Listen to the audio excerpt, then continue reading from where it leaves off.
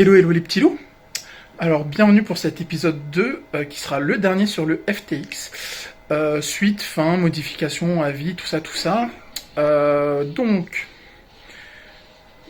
pour débuter, bon, pour rouler sur parking, je pense que c'est pas mal. Maintenant, rouler sur piste, c'est pas foufou.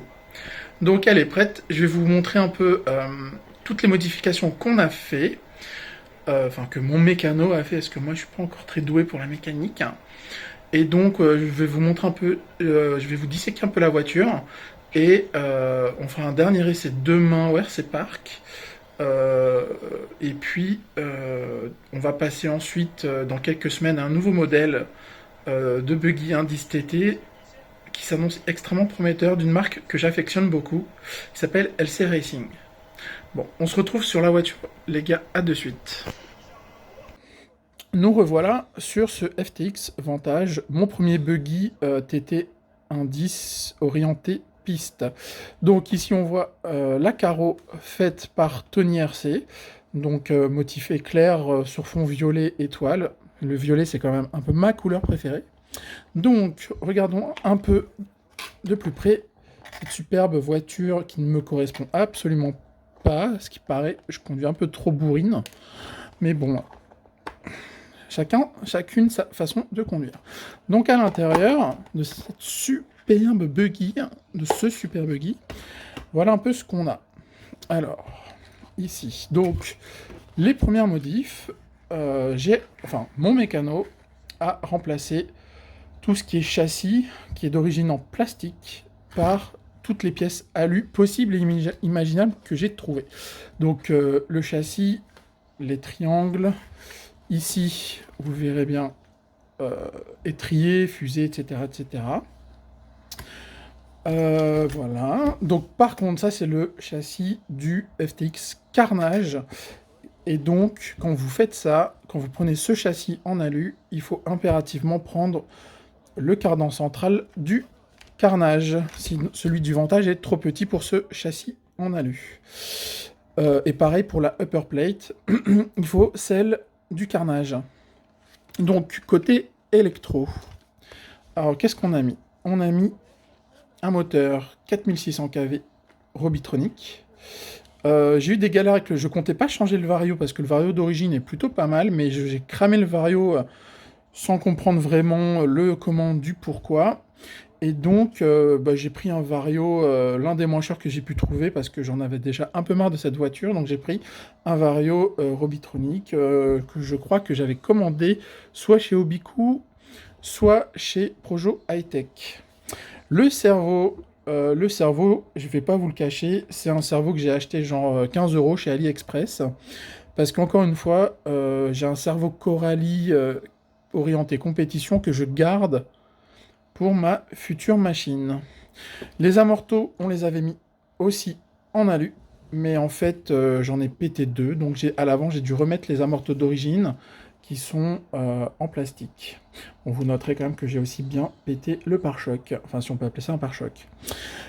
Côté roue, alors, toujours dans cette optique de dépenser le moins d'argent possible, j'avais acheté des roues ZD Racing sur AliExpress, c'est genre 16 € les 4 pneus.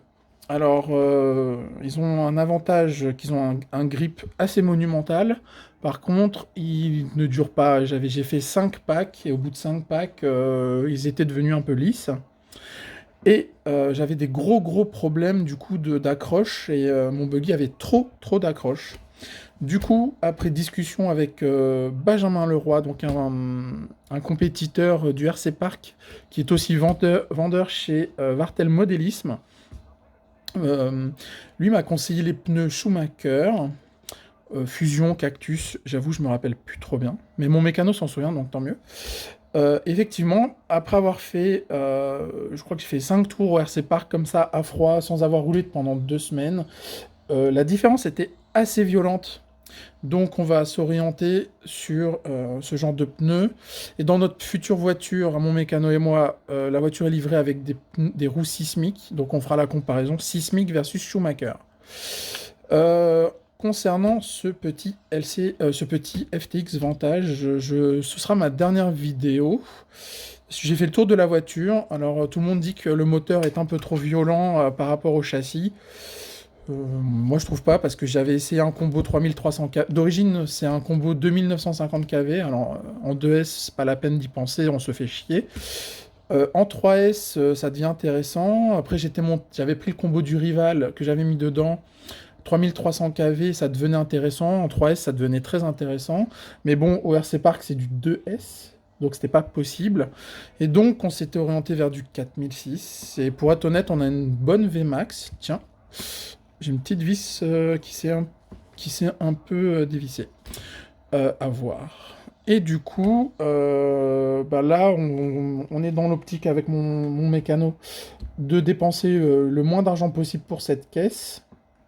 Et en vue de la prochaine voiture Buggy Indice orientée piste compétition qu'on va acheter début mars et on fera donc des vidéos de montage et de test avec. Parce que je me suis aperçu qu'il n'y avait pas beaucoup de vidéos sur ce buggy en français, pardon. Et donc ça peut toujours être intéressant d'apporter ce genre de choses. Petit fait hyper intéressant que moi j'aime beaucoup par contre par rapport au FTX, c'est quand tu passes tout à l'U. Alors, il y a des problèmes avec cette voiture de base, c'est qu'il y a un gros jeu dans la direction, donc la direction n'est pas hyper précise. Alors, quand tu fais de la piste, c'est assez gênant. Rouler sur un parking, je pense que tu t'en fous un peu, mais bon, c'est un peu chiant. J'avais mis ici, je reparle, hein, c'est un peu le désordre, mais tant pis. Hein. J'avais mis d'origine ici les tourelles en carbone, comme j'avais mis à l'arrière. Sauf qu'en fait, on s'est aperçu qu'au moindre choc ici, la tourelle tenait bien le coup, mais par contre, ça déchirait systématiquement la cellule de diff avant. Donc, on est repassé sur du plastique qui est quand même très très flex. Du coup, on sauvegarde un peu la cellule de diff. Et enfin, quand on passe totalement alu et au choc un peu violent, et bien en fait, ce sont les biellettes, pardon, qui déchappent comme comme soupape de sécurité, si on peut dire. Donc c'est pas si mal. À remettre, c'est assez facile. Voilà, je voulais remercier un peu tous les gars du RC Park qui nous ont aidés, c'est-à-dire Alex, Jérôme, Benjamin, pour tous leurs conseils, notamment sur, par exemple, et ça je ne le savais pas, ici les bar stabs, en fait ça doit être serré mais pas trop pour qu'il y ait du jeu. Alors ici il n'y en a pas encore, enfin, il y en a un petit peu, mais a priori Benjamin a dit qu'il n'y en avait pas assez. Et donc ce genre de petits détails, moi j'étais pas au courant. Donc c'est super sympa de la part des gars du RC Park de nous avoir un peu donné quelques tuyaux là-dessus. Donc là, en attendant le nouveau buggy, on va terminer ces pneus-là.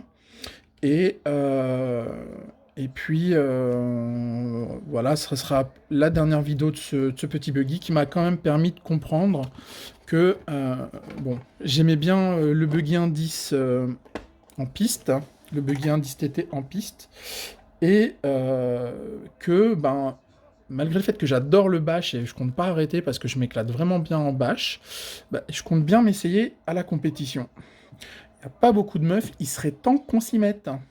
Voilà, voilà. Merci de m'avoir écouté. Et puis, à la prochaine, les gars. Ciao, ciao. Bon, on va pas se leurrer. Il m'a bien fait craquer ce buggy.